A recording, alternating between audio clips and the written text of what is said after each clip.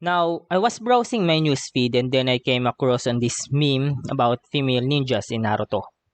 Then I have seen this comment from a guy saying that Kishimoto, the writer or author of the Naruto series, failed miserably in writing Kunoichi in the Narutoverse. Now, I am a big Naruto series fan, and while this channel is dedicated for Dragon Ball, I feel like this topic is also somewhat a common criticized topic on Dragon Ball and something that I want to have a short cover. Why aren't female characters are well developed in series like Dragon Ball, Naruto, Bleach, etc.? Basically, why are female characters rarely developed in a shonen series? Well, because they are not the focus of the story, because the series that I mentioned are under the genre called shonen. Shonen stands for young boys. The keyword here is boys, B-O-Y-S. And this is supposed to be a common sense, but I guess common sense nowadays are not that common anymore. Shonen's target demographics are adolescent boys or young men, and yet some people like this Robert guy wants a good female character in a genre aimed for developing young boys. First things first, majority of people who watches shonen should know that the series aims to target young boys.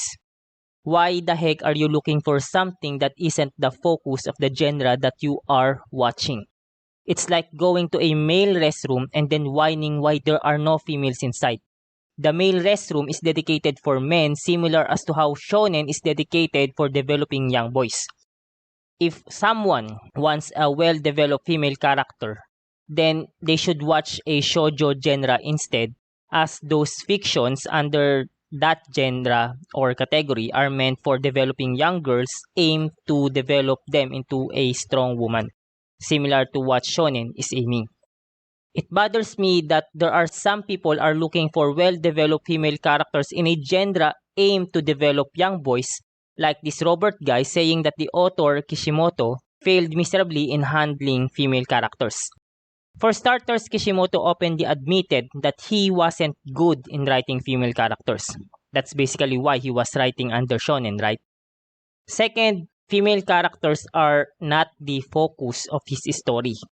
Why would a writer spend time writing or developing a good female ninja when they are not even the focus of what he is writing? That's a complete waste of time. Any editor-in-chief will criticize a writer wasting time putting something in a story that isn't part of the overall flow and delivers no impact at all. The story is about Naruto's journey as well as his rivalry with Sasuke. Thus, the story will revolve around them, and writing female characters when they are not the center of why the story exists is wasting time, panels, resources, etc. This is exactly the same with Dragon Ball. I usually read people's comments, usually Western people, whines that Dragon Ball wasn't developing their female characters. For the record, what needs to be developed on them? Why would the author or even the producers spend time developing female characters like Chichi, Bulma, Fidel, etc. when 1. The show isn't about them, and 2. The story is meant for boys, 3. The main characters are men, and 4. Most followers who watches are young boys or men who are into Goku and Vegeta and not into Chichi, Bulma, Fidel, etc.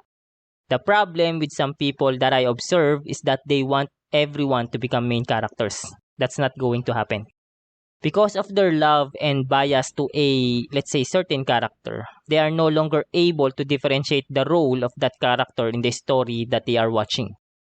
A side character is called a side character because they are just side characters. A main character is called the main because they are the main character of the story. A supporting character is called a supporting character because their role in the story is to provide support. Now, it's okay to have a favorite side character or supporting character. I am also like that.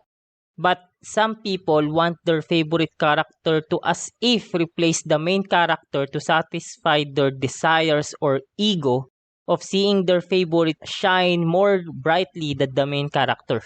Side characters are side characters because they are not the main character. So the story will always focus on the main because the story has a main story to follow. unless the story somewhat shifted on the side character and they become the main character as the story progressed. But most people aren't fan of that kind of shifting formula. For example, I stopped watching Mighty Morphin Power Rangers when Jason the Red Ranger was replaced by Tommy as the leader and main character of the show. So unless you are willing to sacrifice your existing fan base to another fan base to cater them with no guarantee of success, then that's up to you. Also, one of the reasons why I got annoyed in watching Western series like The Flash, The Arrow, or let's say any CW series is because the show is making all their characters main character. For the record, I watches The Flash because I want to see The Flash in action and I want to see his journey into greatness. It's the same with Arrow. I watched the series because of Oliver Queen as the Arrow and his journey. The moment the show dropped their main characters and started making side characters like the main ones is when the story started losing its direction. And that's basically what happened to Arrow and The Flash. I stopped watching after season 2 because everything looks dumb afterwards. The reason why most season 1 and season 2 of Western series are good seasons is because those seasons are focused on the hero's journey or into the main character's development. Now, going back to the topic of shonen, relating that one, the target demographics of shonen are young adolescent boys. That is mostly focused on young men because a boy's dream is to become a fulfilling man. The same perspective in shoujo, which aim for developing adolescent girls. The problem is that some people like this Robert guy are mixing the two genres into one and start looking for something that isn't meant to be offered for the specific genre that they are watching. Now, it's not bad to have well-developed side characters, but if you think that the author will focus on developing side characters in expense of the main character or main story, then my friend, you are setting yourself for disappointment. Side characters are usually supporting characters and the role of a supporting character is to provide support. They are important for the main character's growth and development as they complete the part where the main character usually lacks. They have roles to fulfill and their importance usually ends when that role had been successfully fulfilled. The problem that I notice to people like this Robert guy is that they want every character to be developed of the same importance like the main character. They want their favorite character to be developed like as if they are also a main character when that role of that character is only there to provide support. Every character in a story has a role to play and everyone are equally important in the grand scheme of things. For example, a good band will produce a good music when everyone plays their role properly. If the guitarist plays well, or if the vocalist sing well, or if the drummer plays well, etc. etc. The vocalist cannot sing while also playing the drums. The guitarist can somewhat play the role of the vocalist, but chances that they will compromise their focus and will not be able to perform into their utmost performance. Basically, in order to have a good output, everyone has to play the role properly. Whether you are part of an organization or your role in your family as a father, a mother, a brother, a sister, a friend, etc. Everyone has a role to play.